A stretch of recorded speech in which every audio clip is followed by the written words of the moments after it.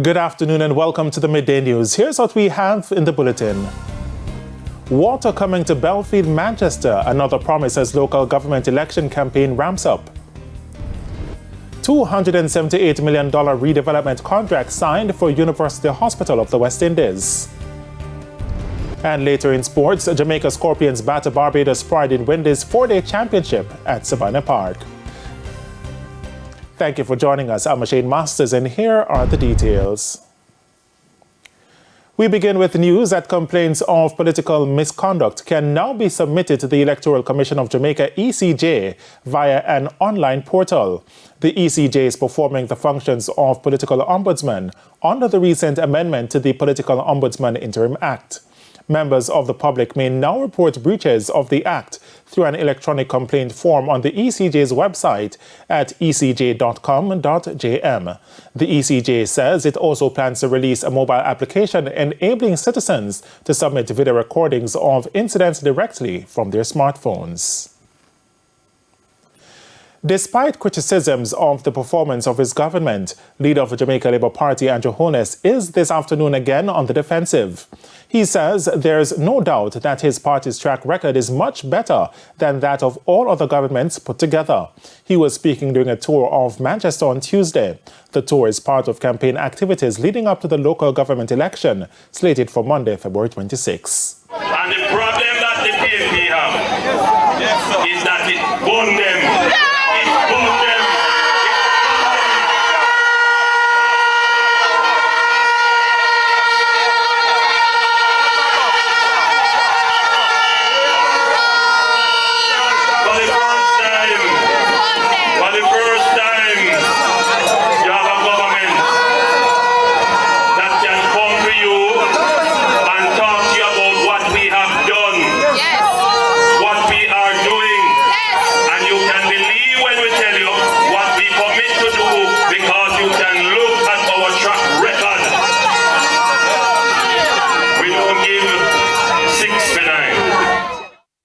He also promised that the issue of roads and water in the Belfield division in central Manchester will be addressed.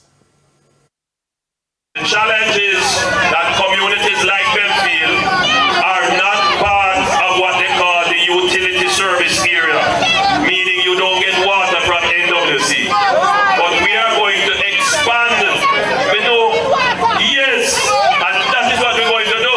We're going to expand the Greater Mandeville water supply and make sure that you are part of the utility service of the NWC instead of having to depend on small water supply projects all around.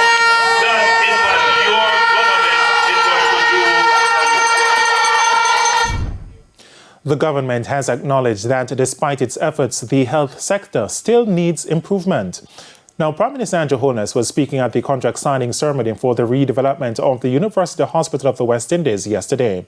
The redevelopment exercise is expected to cost $278 million. Kalisha Williams reports.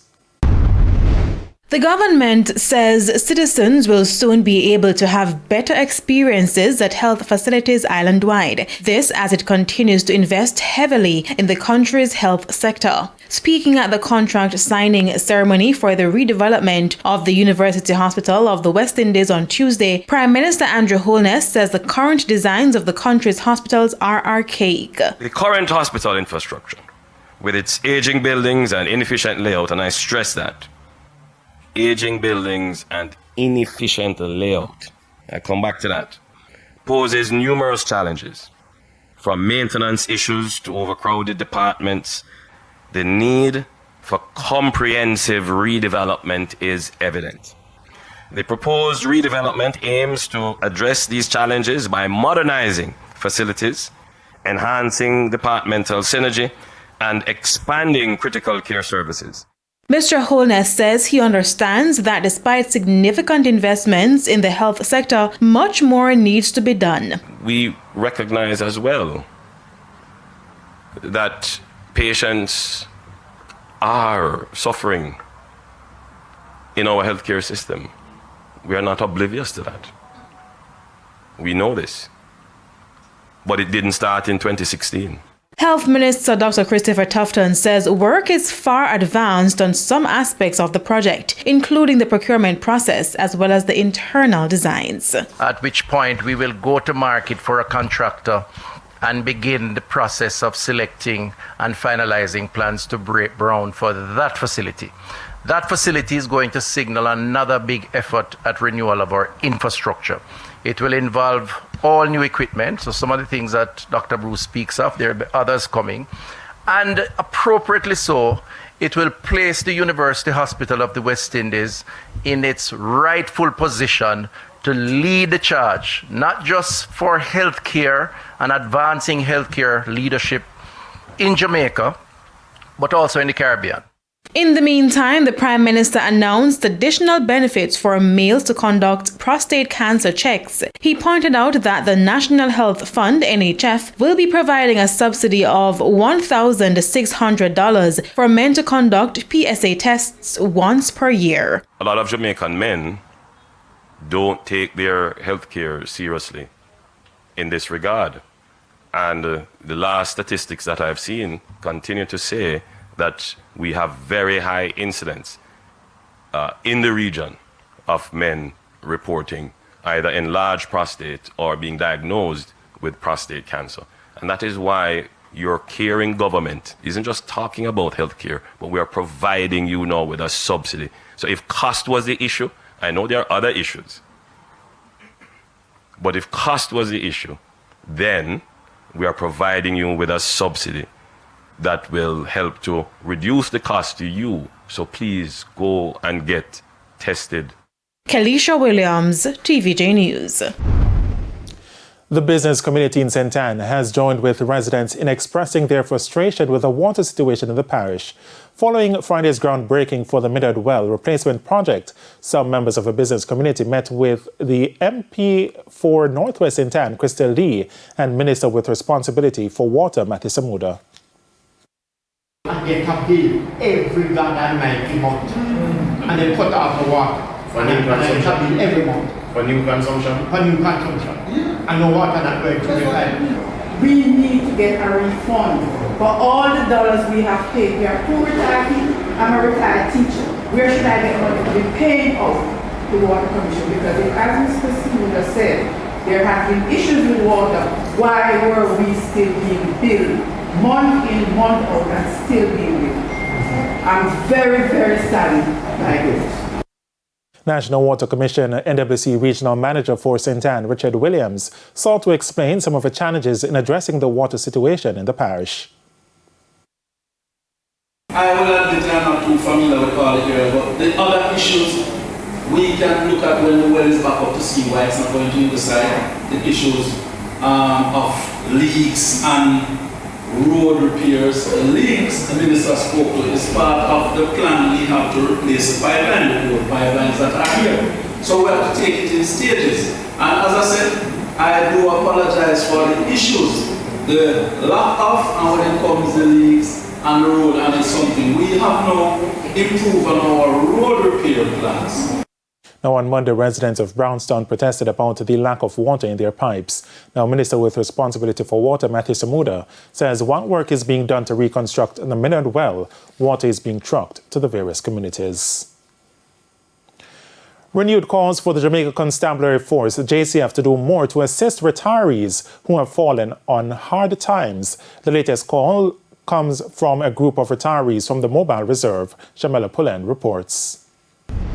Neville Bembridge, also known as Squaddy, joined the Jamaica Constabulary Force on February 20, 1978, 46 years ago. He worked mainly between Manchester and Kingston. But in 1985, Mr. Bembridge became ill. Mental illness, and from information received, I understand he wasn't properly cared for in the sense that there was no one to see to his doctor's visit and medical treatment. So he went down the road from there, and he ended up exiting the JCF. His colleague, also retiree Lawrence McPherson, says he lost touch with Mr. Bembridge and was even told he was deceased, but he was not convinced. This caused him to reach out to a mutual friend in Mile Gully, Manchester, where Mr. Bembridge lives. When I spoke to the person, he said no, he's still alive and well. I asked him to take some photographs for me and send it to me. So when I received those information, then I got back to those guys from Mobile Reserve Stalwart Group that had told me that they heard he died and proved to them that he was still alive and well. So from there, I came down to Jamaica, visited him, and I saw the condition under which he was living, and it was very poor, very, very poor condition. He was given the keys to his new home on Friday. I want to take this opportunity to say a big thank you to everybody who helped my friend, Billy McPherson, to make this house for me that I can finally be comfortable.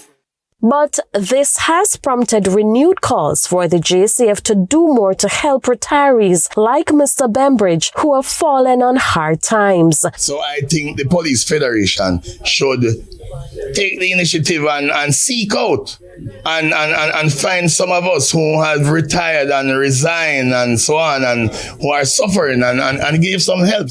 Shamela Pullen, TVJ News. And it's time for a break here on the Midday News, but stay with us, more stories when we return.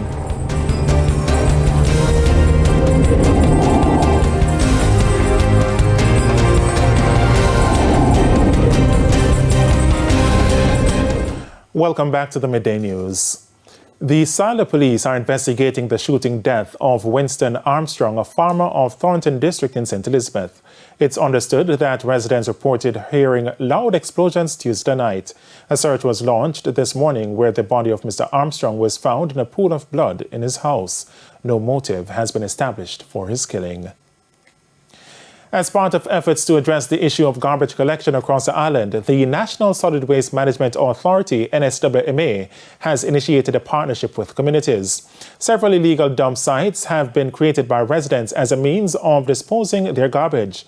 Recently, a team from the NSWMA, along with Member of Parliament for Trelawney Northern, Tova Hamilton, toured the Coopers Bend community in the parish.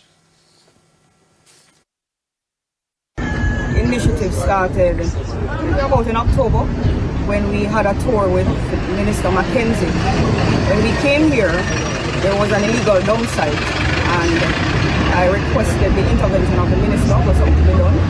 I am happy that he responded positively. So the enforcement team, they are on the ground and they are moving through the community to ensure that the residents they adhere to our proper disposal protocol.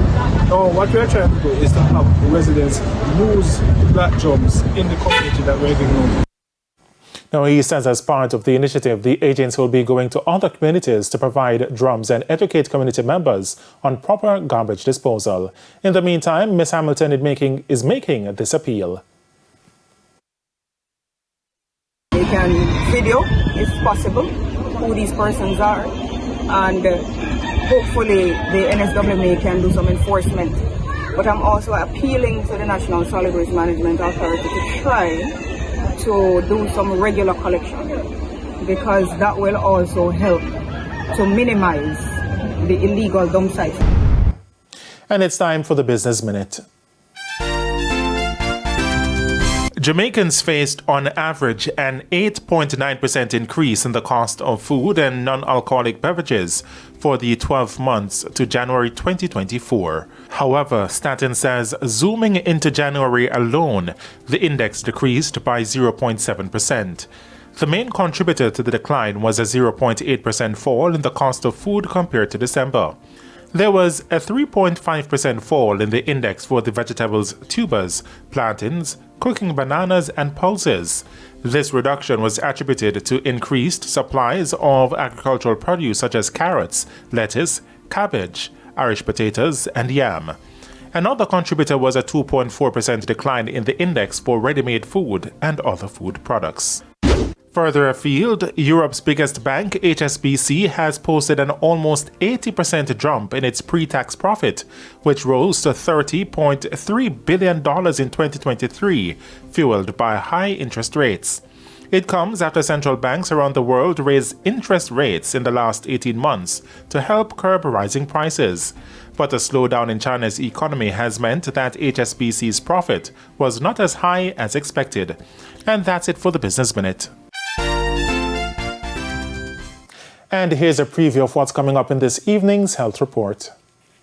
In this evening's Health Report, we'll look at heart failure. We had, for example, in the period of COVID, the insult of the virus kind of, had us seeing patients who just presented all of a sudden with symptoms who before that time seemed like they were perfect, right? And then you have those who have been struggling with the symptoms from childhood, either through a congenital issue, and then, over time it worsens.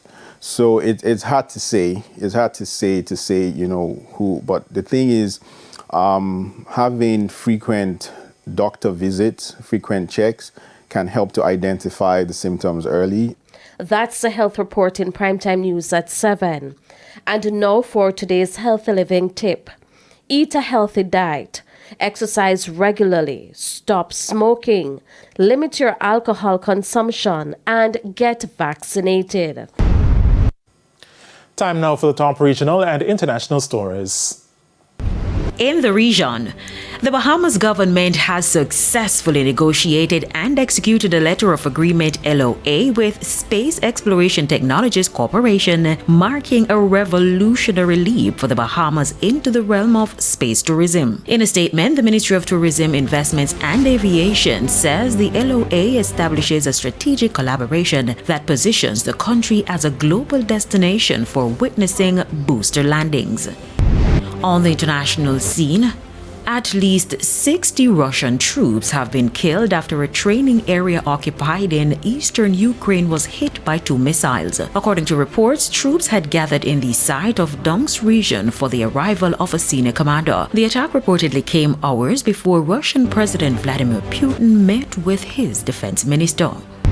And after years of near-total isolation, North Korea opened its borders to Russian tourists. A group of 100, believed to be the first post-pandemic tourists, visited North Korea amid its deepening ties with Russia. The trip comes after North Korea closed its borders during the pandemic with some of the toughest and tightest restrictions. And those are the top regional and international stories. I'm Carrie Simpson. And we head to a quick break. When we come back, Jordan Ford will have your midday sports report.